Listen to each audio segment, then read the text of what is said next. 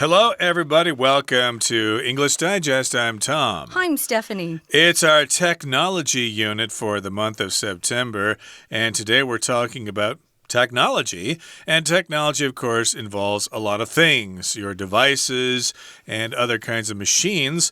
And in this case, we're talking about an actual car that drives itself, self-driving cars. Yeah, I happen to have been born in the state where they were doing a lot of testing of these types of cars, and it hasn't gone very well. We stopped testing in Arizona a couple of months ago because someone was hit by one of these cars and killed. So I think they're still perfecting this. I'm not sure I want to get in one until they get all the bugs worked out, but I'd rather be responsible behind the wheel than some sort of computer and some sort of, AI, artificial intelligence.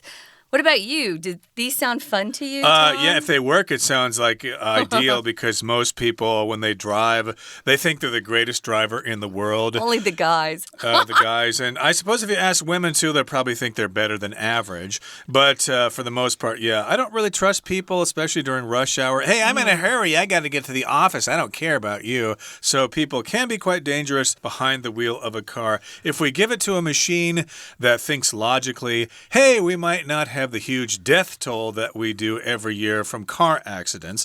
They might go down, but as you said, this technology seems to be in its infancy. It's still rather new, it's still a baby, and it's still kind of growing up. Well, one thing we know, cars aren't drinking alcohol or smoking pot, which is illegal now in some states in America. Or playing on their phones while they're driving. Yeah, they're not playing on a phone that we can't see. That's true. That makes me nervous. If I ever get in a cab and the driver is using his phone in his hands, I always make him hang up. It's a little dangerous. It does happen, of course, and I'm sure lots of accidents come as a result of that. Yeah. But let's talk about self-driving cars. They are coming your way, whether you like it or not. So let's get to it. Let's read through the entire contents of our article right now, and we'll be right back.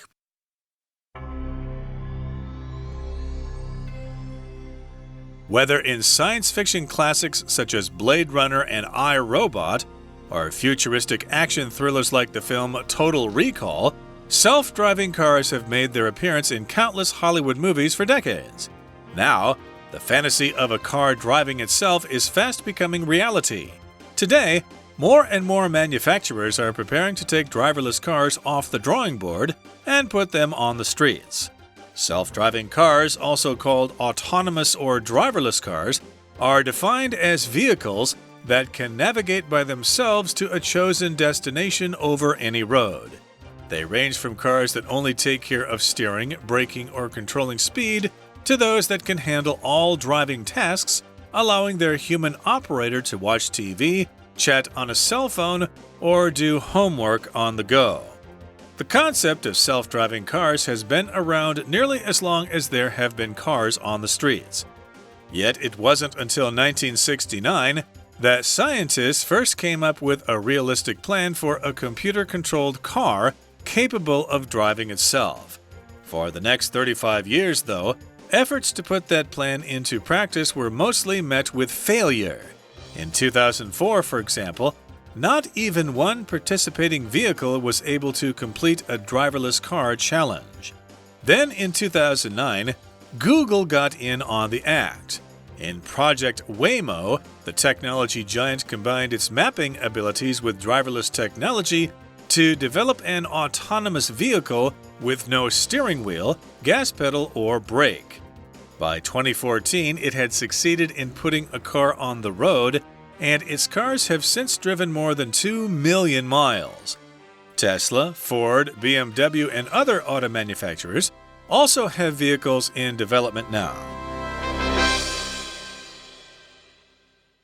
Okay, guys, we're going to be talking about self-driving cars for the next couple of programs. This one is entitled Coming Your Way. So they're not quite here and ready for just average people, average Jill. They're still testing them, but it looks like they're making a lot of progress and they could be just around the corner. So whether in science fiction classics like these movies that are mentioned here, Blade Runner, The original Blade Runner, I had to look it up. This was a long time ago, 1982. And the more recent one was Blade Runner 2049. Which means it was set in a year in the future. And then iRobot was that freaky movie with these robots who were really scary with Will Smith. That was 2004. So if you're watching a science fiction movie or even reading science fiction, you're reading fiction based on what someone's imagined the future to be. And usually there are really cool gadgets and devices. And, you see things that don't exist in real life yet. We're now seeing some of these things that Tom and I grew up with watching cartoons and stuff, and it would be, little things flying in the air. Now we have drones. Who would have thought we'd have drones? And I know that FedEx is using drones to make deliveries in the States now. Yeah, I thought Amazon was doing that. They are too, yeah. Maybe even some pizza delivery companies are planning on delivering pizzas using drones. You're mentioning cartoons. I remember the Jetsons when I was a kid. That was kind of the vision of the future. Although I think George Jetson was actually driving his car. But again, we're talking about self-driving cars here, and you've seen some examples in some of these science fiction movies. Blade Runner, iRobot, Total Recall. Oh, yeah. And they've made their appearances in countless Hollywood movies for decades. We all know about this concept. It's not new. Now the fantasy of a car driving itself is fast becoming a reality. Yes, we've heard this in the news. Google and other companies, and I guess in mainland China, have all been busy trying to get this technology on the road, so to speak. So it's kind of a fantasy at the moment because it's not reality. Basically, we use the word fantasy as opposed to reality. Oh, you're living in a fantasy world. It's not a real world. You're not being realistic. So a fantasy, of course, is something that is imagined that doesn't really exist. I wanted to mention we've got this word action thriller that happens in the first sentence. These movies are considered thrillers, action movies, action thriller. A thriller is actually my favorite kind of genre. I don't like horror films. Rom-coms, romantic comedies are fun, but I love thrillers where you don't know what's going to happen. That's a type of movie. Remember, we have lots of different types called genres.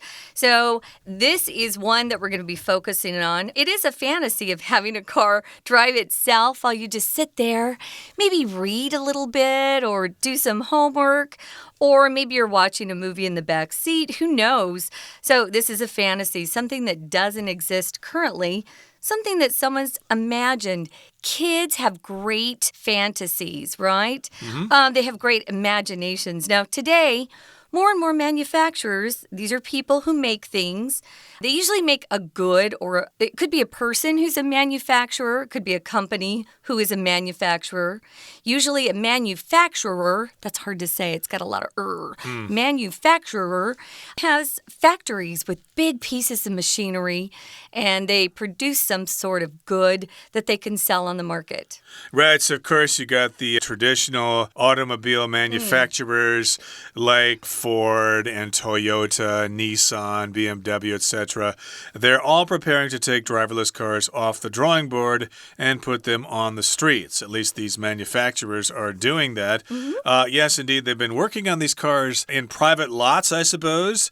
And, of course, these cars are getting ready to go on the streets for real. Okay, so yes, they're preparing to do this to actually start using them, and people can start using them for actual transportation. Now, here in the next paragraph, it says, self-driving cars, also called autonomous or driverless cars, are defined as vehicles that can navigate by themselves to a chosen destination over any road. So that's the definition here. We've got the verb to define. That just means to actually say the definition of something, say what it means.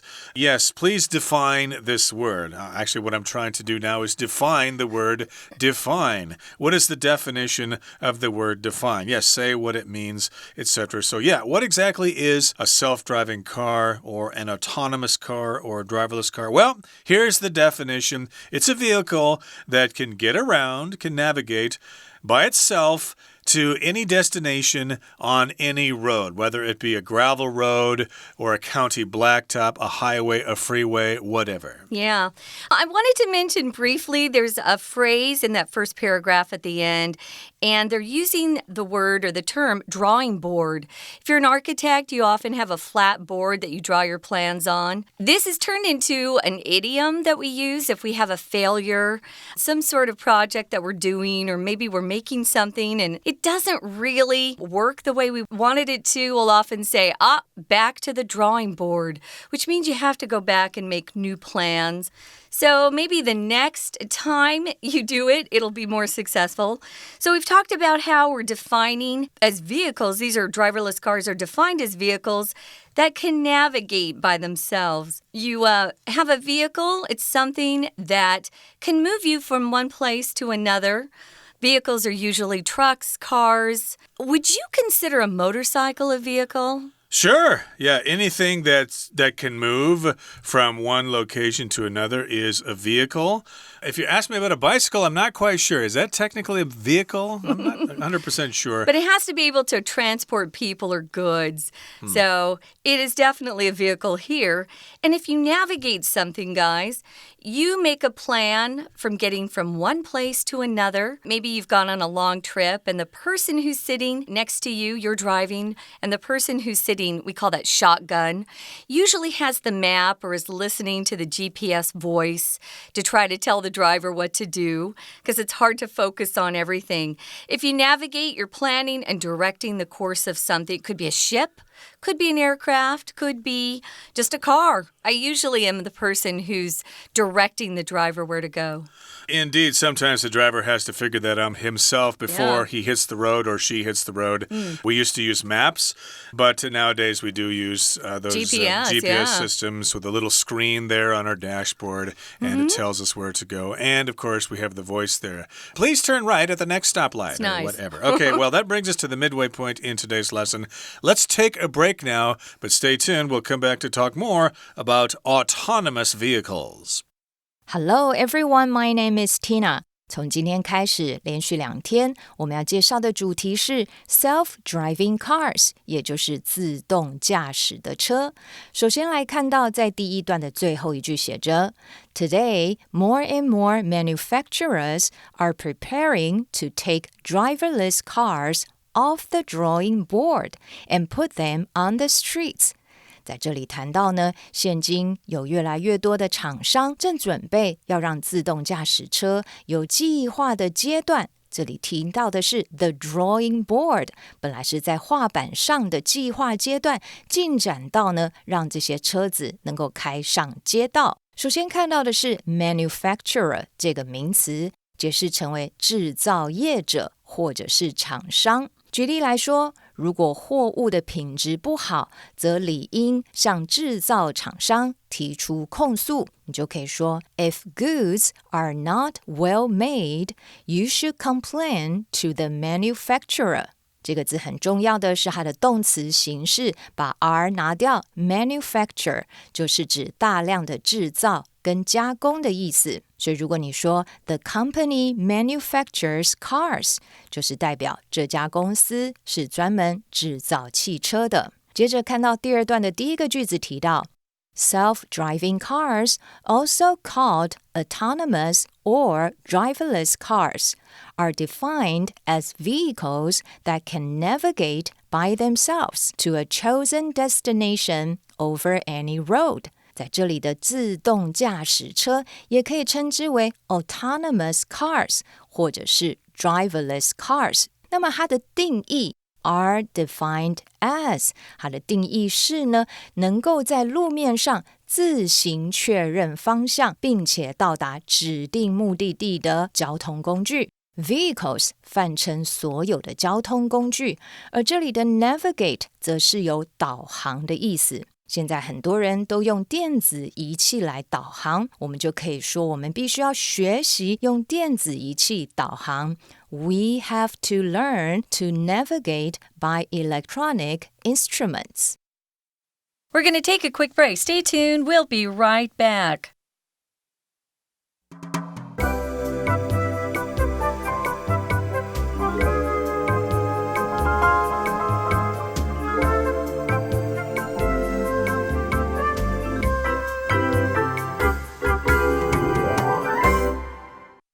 Welcome back, guys. We're talking about self-driving cars.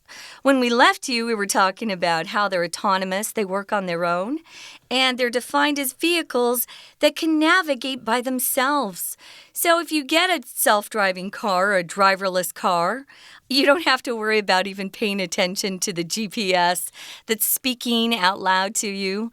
I have found those very helpful, especially when I'm in a different country and I don't know where I'm going. Those are really helpful. So these cars range from cars that only take care of steering, braking, or controlling speed to those that can handle all driving tasks, allowing their human operator, that's us, to watch TV, chat on a cell phone, or do homework on the go.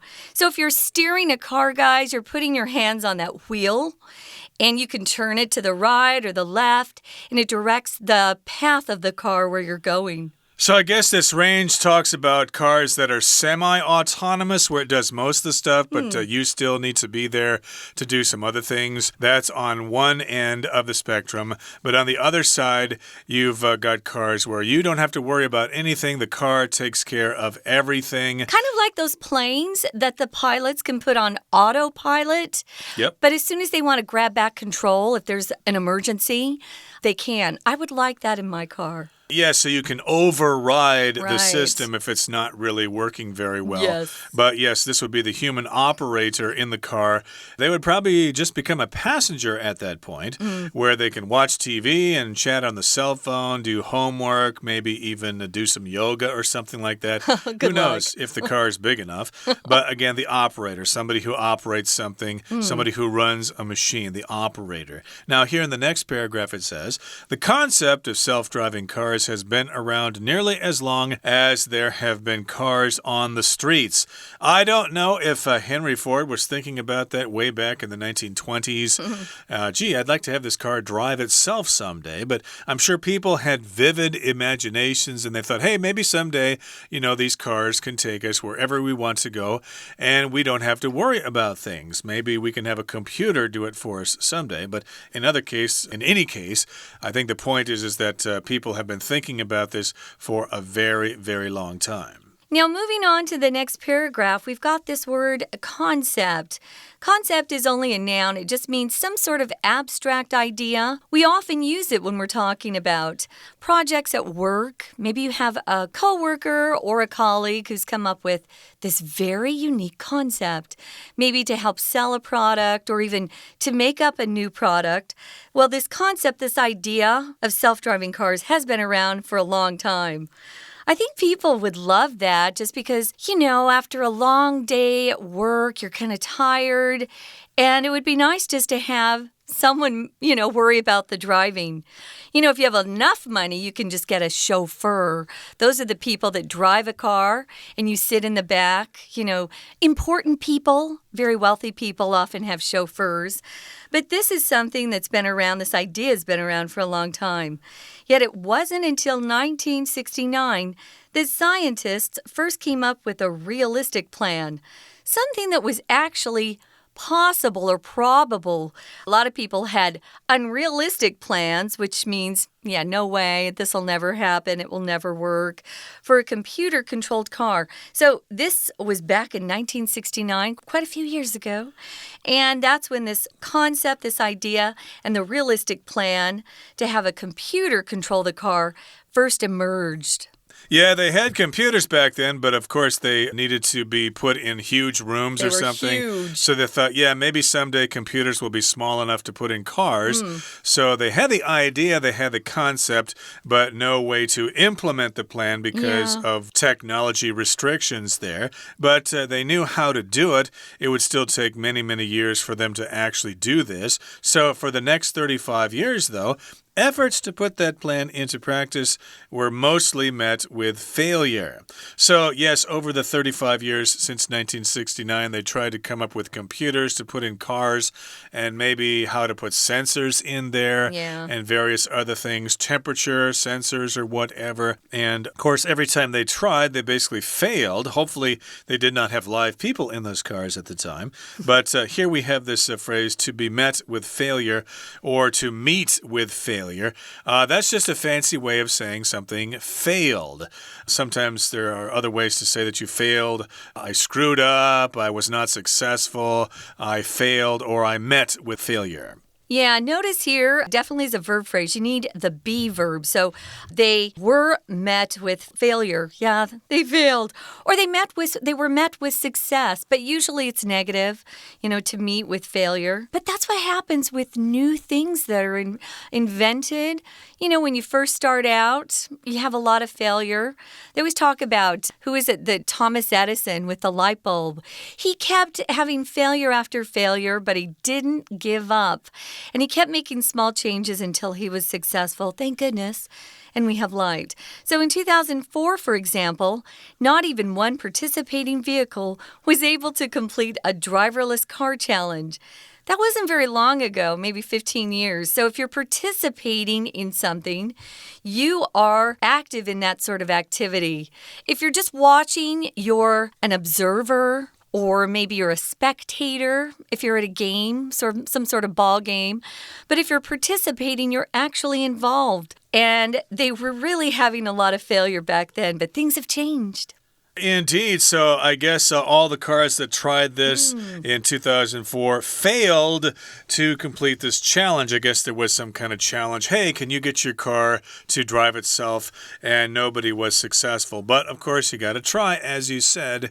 And, of course, eventually you will succeed. Then in 2009, about 10 years ago, Google got in on the act. Google, of course, is the world's most popular search engine.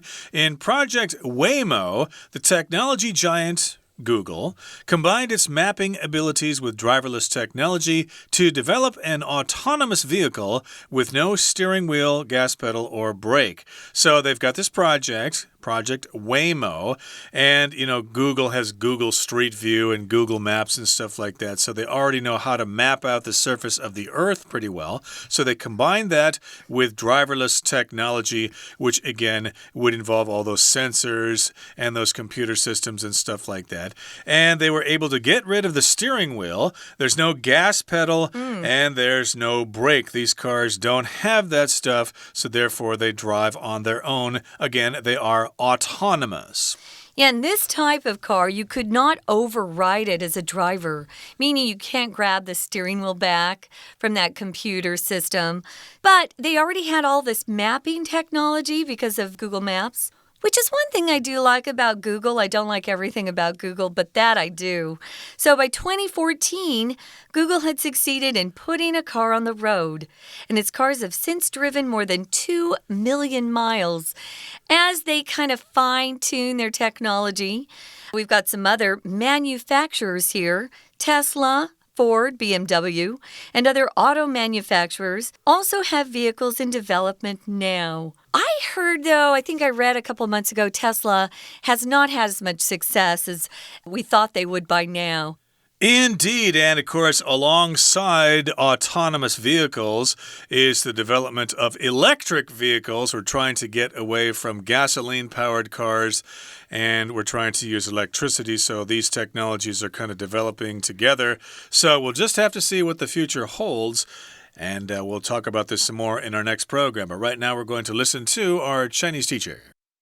其实自动驾驶的概念从这个车子开上路的时候就已经存在了。在第3段的第2个句子提到 Yet it wasn't until 1969 that scientists first came up with a realistic plan for a computer-controlled car capable of driving itself. 在这里要请同学特别注意的是这个句型 It wasn't until 加一个时间点 that 加上子句，中文要翻译成为直到怎么样才怎么样，所以这一句我们翻译成为然而直到1969年科学家们才首次想出一辆由电脑控制的可以自行驾驶的车子 capable of driving itself。我们再用 It wasn't until that 来做一个句子吧。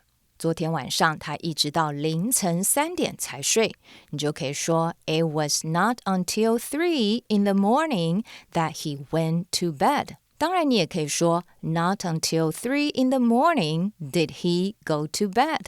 接着，我们来继续看到这个文章里面同一段的最后一行。In 2004, for example, not even one participating vehicle was able to complete a driverless car challenge. 举例来说，科学家虽然做了许多的努力，在西元2004年的时候，参与计划的交通工具当中，是没有人能够完成无人驾驶的任务。在这里的 participate 也就是有参加跟参与的意思。后面你要参加什么活动，会加上介系词 in。举个例子来说，没有职业选手参加这一次的比赛。No professionals participated in the contest. 接着我们来看到最后一段，在2009年 Google 呢做了一个计划。In Project Waymo, the technology giant combined its mapping abilities with driverless technology to develop an autonomous vehicle with no steering wheel, gas pedal, or brake.在这项的 Waymo 计划当中 ，The Technology Giant 当然指的就是 Google， 它结合了它的 Mapping Abilities 地图绘制的能力，跟无人驾驶的技术 Driverless Technology， 把两者结合在一起，就呢发展出一个是不具方向盘、油门跟刹车踏板的自动驾驶。后面的句子继续提到 By 2014, it had succeeded in putting a car on the road, and its cars have since driven more than 2 million miles. 它已经成功的让一辆车上路，而且从那时候开始，它的自动驾驶里程就已经突破了200万英里。在这里要特别提醒同学，后面的句子有一个 since当作副词，解释成为从那个时候到现在，所以我们要搭配的是现在完成式。OK， 以上就是今天的课文讲解，谢谢收听。Okay, that brings us to the end of our lesson for today. Thank you so much for joining us, and please join us again next time when we continue to talk about self-driving cars. Please join us then. From all of us here at English Digest, I'm Tom. I'm Stephanie. Goodbye. Bye.